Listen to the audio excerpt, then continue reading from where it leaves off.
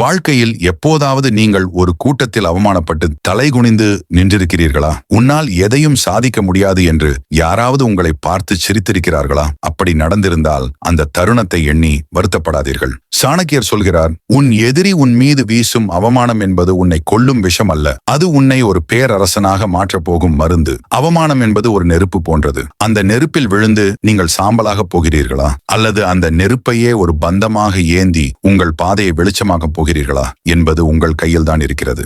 சாணக்கியரை ஒரு மன்னன் சபையிலிருந்து வெளியே தள்ளிய போது அவர் அந்த இடத்திலேயே அழுது கொண்டு நிற்கவில்லை. இன்று என்னை அவமானப்படுத்திய இதே சபையில் புதிய ஒரு மன்னனை நான் அமர வைப்பேன் என்று உறுதியெடுத்தார். அது வெறும் கோபம் அல்ல, அது ஒரு தெளிவான லட்சியம். உங்களை வேண்டாம் என்று ஒதுக்கியவர்கள் முன்னால் நான் யார் என்று நிரூபிப்பதுதான் நீங்கள் அவர்களுக்கு கொடுக்கும் மிகப்பெரிய தண்டனை. உங்களை ஒரு கல்லாக நினைத்து தூக்கி எறிந்தவர்களுக்கு தெரியாது நீங்கள் ஒரு சிற்பமாக மாறப்போகிறீர்கள் என்று. உங்களிடம் இன்று செல்வம் இல்லாமல் இருக்கலாம், ஆனால் உலகையே ஆளக்கூடிய அறிவு உங்களிடம் இருக்கிறது.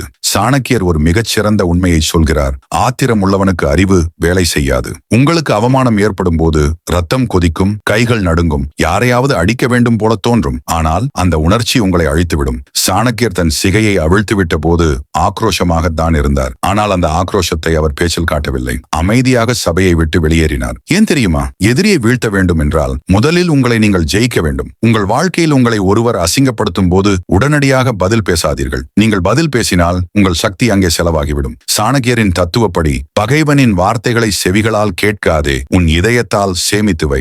ஏன் சேமிக்க வேண்டும்? ஒரு வில்லில் இருந்து அம்பு வேகமாக பாய வேண்டும் என்றால் அந்த நாணை எவ்வளவு பின்னோக்கி இழுக்கிறோமோ அவ்வளவு வேகம் கிடைக்கும். அதுபோல உங்களுக்கு கிடைக்கும் ஒவ்வொரு அவமானமும் உங்களை பின்னோக்கி இழுக்கும் நான் போன்றது. எவ்வளவு அதிகமாக நீங்கள் அவமானப்படுகிறீர்களோ அவ்வளவு வேகமாக நீங்கள் வெற்றியை நோக்கி பாயப் போகிறீர்கள் என்று அர்த்தம். இன்று உங்களை ஒதுக்கிய உங்கள் உறவினர்கள், உங்கள் வறுமையை கண்டு சிரித்த நண்பர்கள், உன்னால் முடியாது என்று சொன்ன மேலதிகாரிகள், இவர்களின் முகங்களை ஒருபோதும் மறந்து விடாதீர்கள். அவர்கள் சொன்ன ஒவ்வொரு வார்த்தையும் உங்கள் தூக்கத்தை கெடுக்க வேண்டும். ஆனால் அந்த தூக்கமில்லாத இரவுகளில் நீங்கள் எதை குறித்து சிந்தித்துக் கொண்டிருக்கிறீர்கள் என்பதுதான் முக்கியம். நீங்கள் இன்று ஒரு வேலையில் இருக்கலாம், அல்லது ஒரு சிறு தொழில் செய்யலாம். உங்களை அவமானப்படுத்தியவர்கள் உங்களை விட உயரத்தில் இருக்கலாம். நீங்கள் அவர்களை தொட வேண்டும் என்றால் முதலில் உங்கள் தகுதியை உயர்த்த வேண்டும். சாணக்கியர் சொல்கிறார், தகுதி இல்லாதவனுக்கு கிடைக்கும் அதிகாரம் ஒரு குரங்கின் கையில் கிடைத்த கொள்ளிக்கட்டை போன்றது. நீங்கள் அதிகாரத்தை பிடிக்க ஆசைப்படுவதற்கு முன்னால் அந்த அதிகாரத்தை தாங்கும் அளவுக்கு உங்கள் அறிவை வளர்த்துக் கொள்ள வேண்டும்.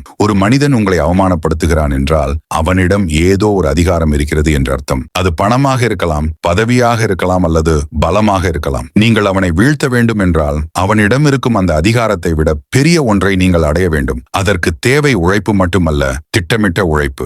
சாணக்கியரின் மிகப்பெரிய ஆயுதம் அவரது மௌனம். அவர் நந்த வம்சத்தை வீழ்த்த திட்டமிட்ட போது காடு மேடெல்லாம் அலைந்தார். ஆனால் யாரிடமும் நான் நந்தனை வீழ்த்தப் போகிறேன் என்று தம்பட்டம் அடிக்கவில்லை. நவீன உலகில் நாம் செய்யும் மிகப்பெரிய தவறு இதுதான். ஒரு சின்ன அவமானம் நடந்தால் உடனே சமூக வலைதளங்களில் பதிவு போடுகிறோம், அல்லது நண்பர்களிடம் புலம்புகிறோம். இதனால் உங்கள் எதிரிக்கு நீங்கள் என்ன செய்ய போகிறீர்கள் என்பது தெரிந்துவிடும். சாணக்கிய நீதி சொல்கிறது, உன் திட்டத்தை உன் நிழல் கூட அறியக்கூடாது. நீங்கள் ஒரு பெரிய தொழிலை தொடங்கப் போகிறீர்களா, அல்லது ஒரு பெரிய பதவியை பிடிக்கப் போகிறீர்களா? அதை ரகசியமாக செய்யுங்கள். உங்கள் உழைப்பின் சத்தம் யாருக்கும் கேட்கக்கூடாது. ஆனால் உங்கள் வெற்றியின் சத்தம் உலகத்தையே அதிர வைக்க வேண்டும். உங்களை அவமானப்படுத்தியவன் நீங்கள் காணாமல் போய்விட்டீர்கள் என்று நினைக்கட்டும். நீங்கள் தோற்றுவிட்டீர்கள் என்று அவன் எள்ளி நகையாடட்டும். அவன் தன் கவனத்தை சிதறவிடும் அந்த தருணத்திற்காக காத்திருங்கள். ஒரு பாம்பு இரைக்காக காத்திருப்பது போல, ஒரு வேடன் வேட்டைக்காக காத்திருப்பது போல உங்கள் வாய்ப்பு வரும் வரை அமைதியாக இருங்கள். உங்களை அவமானப்படுத்தியவரை நீங்கள் வீழ்த்த வேண்டும் என்றால் முதலில் அவரை பற்றி முழுமையாக தெரிந்து கொள்ளுங்கள். கோபத்தில் ஒருவரை தாக்குவது முட்டாள்தனம். அவருடைய பலவீனம் எங்கே இருக்கிறது என்று பாருங்கள். சிலருக்கு பேராசை பலவீனமாக இருக்கும், சிலருக்கு அகங்காரம் பலவீனமாக இருக்கும். சாணக்கியர் கூறுகிறார், ஒரு யானையை கொல்ல சிங்கம் தேவையில்லை, ஒரு சிறிய எறும்பு போதும் அது சரியான இடத்தை தாக்கினால்.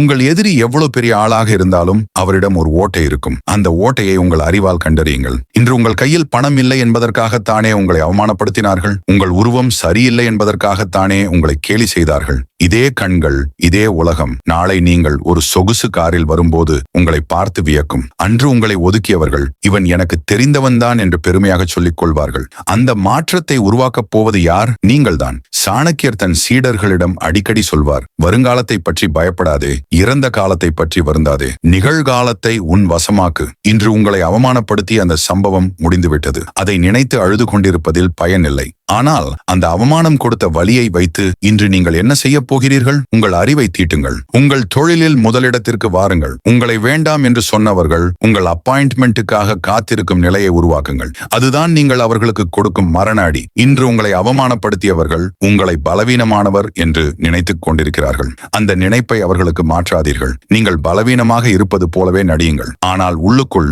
ஒரு வைரம் செதுக்கப்படுவதைப் போல உங்கள் திறமைகளை செதுக்கிக் கொண்டே இருங்கள். சாணக்கியர் சொல்கிறார், உன் பலத்தை ஒருபோதும் விளம்பரப்படுத்தாதே. நீ எவ்வளவு பலசாலி என்பது உன் எதிரிக்கு தெரியும் போது அவன் உன்னை வீழ்த்த தயாராகி விடுவான். நீங்கள் படித்துக் கொண்டிருக்கிறீர்களா?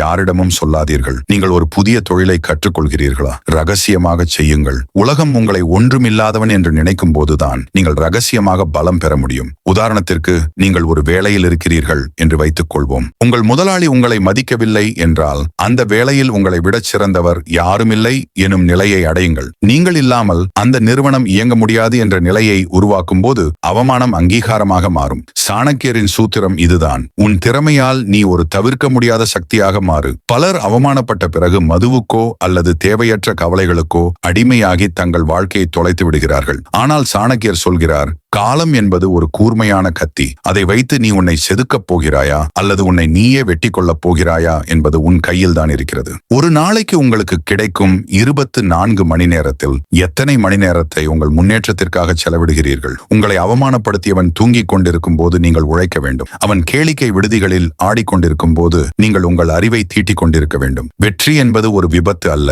அது ஒவ்வொரு நொடியும் திட்டமிட்டு சேர்க்கப்படும் ஒரு சேமிப்பு. ஒரு சிறு துளி நீர் எப்படி ஒரு பாறையை துளைக்குமோ அதுபோல உங்கள் சிறிய இடைவிடாத முயற்சி ஒரு நாள் உங்கள் எதிரியின் கர்வத்தை துளைக்கும். உலகம் உங்களை ஏழை என்று சொல்லலாம், திறமையற்றவன் என்று சொல்லலாம். ஆனால் நீங்கள் அதை நம்பத் தொடங்கும் நொடிதான் உங்கள் உண்மையான வீழ்ச்சி.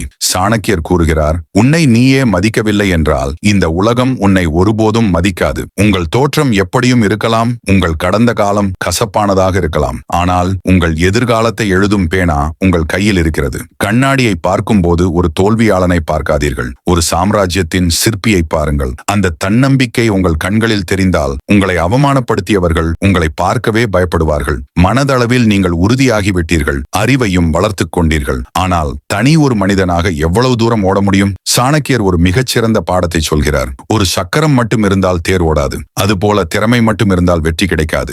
சரியான மனிதர்களின் துணை வேண்டும். உங்களை அவமானப்படுத்தியவன் வலிமையாக இருப்பதற்கு காரணம் அவனை சுற்றி ஒரு கூட்டம் இருப்பதுதான். நீங்கள் அவனை வீழ்த்த வேண்டும் என்றால் உங்களுக்கு பின்னால் ஒரு படையே நிற்க வேண்டும். ஆனால் அந்த கூட்டம் எப்படிப்பட்டது? பணத்திற்காக உங்களை சுற்றி வருபவர்களா அல்லது உங்கள் லட்சியத்திற்காக உயிர் கொடுப்பவர்களா? சாணக்கியர் தன் ஒற்றர் படையை தேர்ந்தெடுக்கும் போது ஒரு விதியை பின்பற்றுவார். இனிப்பாக பேசுபவன் நண்பன் அல்ல, உங்கள் தவறை சுட்டி காட்டுபவனே உண்மையான நலம் விரும்பி. இன்று நீங்கள் முன்னேறத் தொடங்கும் போது நிறைய பேர் உங்களை தேடி வருவார்கள். உன்னால் முடியும், நீ பெரிய ஆள் என்று உங்களை புகழ்வார்கள். எச்சரிக்கையாக இருங்கள். சாணக்கியர் சொல்கிறார், முகத்திற்கு முன்னால் புகழ்பவன் முதுகுக்கு பின்னால் குழி பறிப்பான்.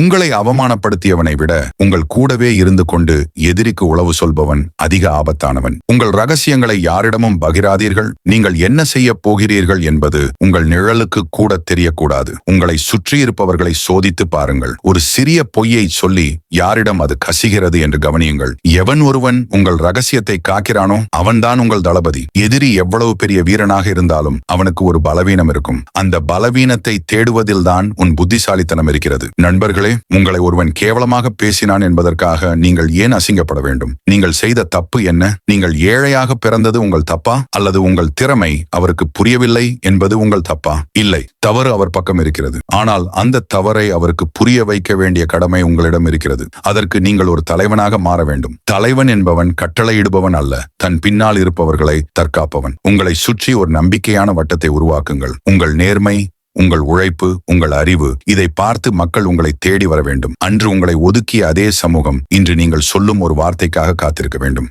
நண்பர்களே, இத்தனை தூரம் இந்த பயணத்தில் என்னோடு வந்திருக்கிறீர்கள் என்றால் உங்கள் மனதுக்குள் ஏதோ ஒரு காயம் இன்னும் மாறாமல் இருக்கிறது என்றுதான் அர்த்தம். யாரோ ஒருவர் உங்களை சொன்ன அந்த ஒரு வார்த்தை இன்னும் உங்கள் காதுகளில் ஒலித்துக் கொண்டே இருக்கிறது என்றுதான் அர்த்தம். சாணக்கியர் தன் சபதத்தை முடித்தபோது சொன்ன அந்த இறுதி வார்த்தைகள் இவைதான். ஒரு மனிதனின் பிறப்பு அவனது கையில் இல்லை, ஆனால் அவனது வரலாறு அவனது கையில் இருக்கிறது. உங்களை அவமானப்படுத்தியவர்கள் உங்களை ஒரு முற்றுப்புள்ளி என்று நினைத்தார்கள். ஆனால் நீங்கள் ஒரு புதிய சரித்திரத்தின் முன்னேற்றத்தின் தொடக்கம் என்பதை அவர்களுக்கு புரிய வையுங்கள். உங்கள் கண்கள் கலங்க வேண்டிய அவசியமில்லை. உங்கள் உழைப்பு பேசட்டும். இன்று வரை நீங்கள் மற்றவர்களுக்காக வாழ்ந்திருக்கலாம், மற்றவர்களின் விமர்சனத்திற்காக பயந்திருக்கலாம்.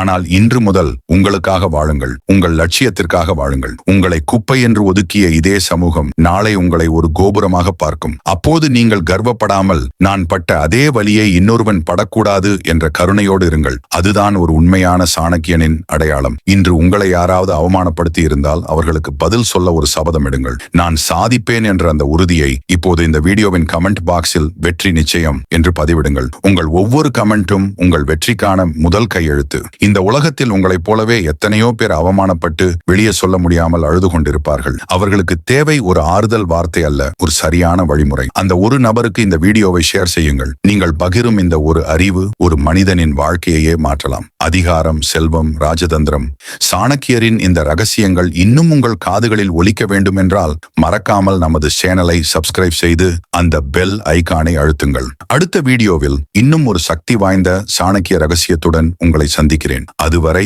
அமைதியாக இருங்கள், ஆழமாக திட்டமிடுங்கள், அதிரடியாக சாதியுங்கள். வாழ்க வளமுடன். வெற்றி உமதே.